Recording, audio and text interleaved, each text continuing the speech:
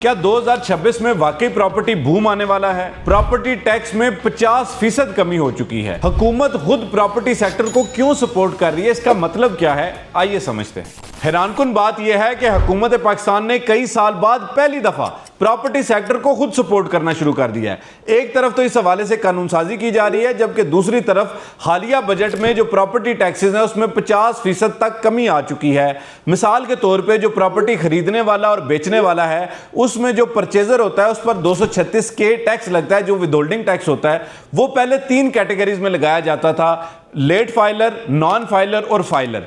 अब जो फाइलर हजरात हैं उनके लिए स्लैब सिस्टम को ख़त्म करते हुए फ्लैट 1.25% जो टैक्स है वो आयद किया जाएगा। यानी अब आप प्रॉपर्टी कोई भी खरीदें, उसकी फेयर मार्केट वैल्यू कुछ भी हो, लेकिन उस पर आपको 1.25% तक जो खरीदार है उसको टैक्स देना पड़ेगा। जो लेट फाइलर है उसकी कैटेगरी ख़त्म हो चुकी है और नॉन फाइलर के लिए टैक्सेस स्लाइटली हायर हैं, क्योंकि हुकूमत पाकिस्तान खुद चाहती है कि आप टैक्सेस अदा करें, तो उसके लिए आपको जो है वो एक सपोर्टिव एनवायरनमेंट प्रोवाइड किया जाएगा। तो अब जो परचेजर है वो 1.25% अगर फाइलर है तो वो टैक्स अदा करेगा हुकूमत को। दूसरे नंबर पे जो प्रॉपर्टी फरोख्त करने वाला सेलर है उसके लिए 236C टैक्स जो है वो उस पर आयद होता है। तो वो पहले जो है वो 5% या इससे जायद था, जिसको अब 2.25% कर दिया गया है और इसमें से भी स्लैब सिस्टम खत्म हो चुका है। इसके अलावा आप देखते हैं कि जो खरीदार है या जो बेचने वाला है उन दोनों पर जो टैक्सेस की शरह है वो कम हो चुकी है। उसमें स्लैब सिस्टम खत्म होने की वजह से कन्फ्यूजन खत्म हो चुकी है। और तीसरे नंबर पे जो लेट फाइलर की कैटेगरी थी खत्म हुई है, जिसकी वजह से पाकिस्तान में जो प्रॉपर्टी ट्रांजैक्शंस है वो बढ़ी हैं और इससे जो है वो पाकिस्तान की रियल एस्टेट पर लोगों का एतमाद ज़्यादा हुआ है। दूसरे नंबर पे ऐसे तमाम लोग जो ऑलरेडी कोई प्रॉपर्टी खरीद चुके थे, चाहे उनकी कोई दुकान है, मकान है या प्लॉट है, तो गुज़िश्ता बजट्स में हुकूमत ने एक डीम्ड इनकम टैक्स लगाया था जिसको 7E कहा जाता था। तो हुकूमत ये कहती थी कि हम तसव्वुर करते हैं कि आपको इस प्रॉपर्टी पर फ़ायदा हो रहा है, तो इसलिए हमने आपके ऊपर टैक्स लगाया जो कि 5% था।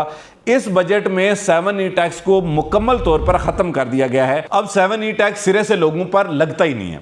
इसके अलावा जो सुपर टैक्स था उस पर भी लोगों के बहुत सारे तहफ़्फ़ुज़ात थे, तो अब हुकूमत ने 500 मिलियन तक जो सुपर टैक्स है वो ख़त्म कर दिया है। 500 मिलियन से ऊपर की अगर कोई ट्रांजैक्शन होती है तो उस पर 8% तक जो है वो आपके ऊपर सुपर टैक्स लगता है।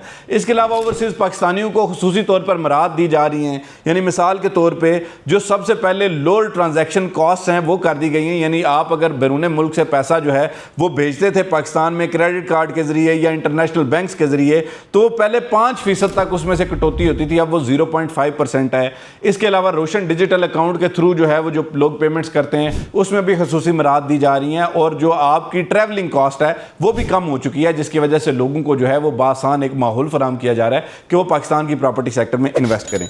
इसके अलावा जो ओवरऑल जो मार्केट आउटलुक है अगर आप उसको देखें तो इस टाइम पे पाकिस्तान के रियल एस्टेट सेक्टर पर लोगों का एतमाद बढ़ा है, क्योंकि एक तरफ हुकूमत ने नैब को एक्टिव किया है कि जी जितनी गैर कानूनी हाउसिंग सोसाइटीज़ हैं जिन्होंने माजी में या अभी अपने प्लॉट्स या फाइलें गलत तरीके से लोगों को फरोख्त कर रहे हैं तो उनके लिए एक कानून साजी की जा रही है। इसके अलावा जो गैर कानूनी हाउसिंग सोसाइटीज़ हैं उनको इस चीज़ का पाबंद बनाया जा रहा है कि जितनी फाइलें आपने सेल की हैं उसका रिकॉर्ड आप जमा करवाएं।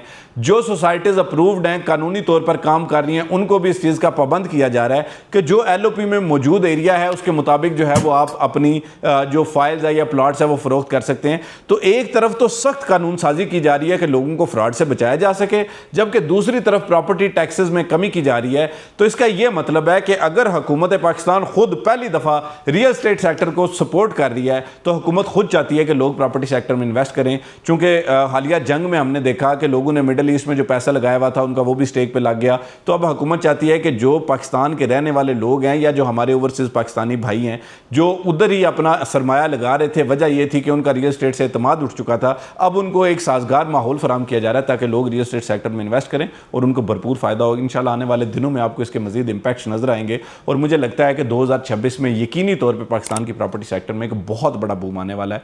मज़ीद इन्फॉर्मेशन के लिए आप हमारे Facebook page, YouTube channel, TikTok account और इंस्टाग्राम अकाउंट को ज़रूर फॉलो करें। आज तक वीडियो के लिए इतना ही। फ़ी अमान अल्लाह।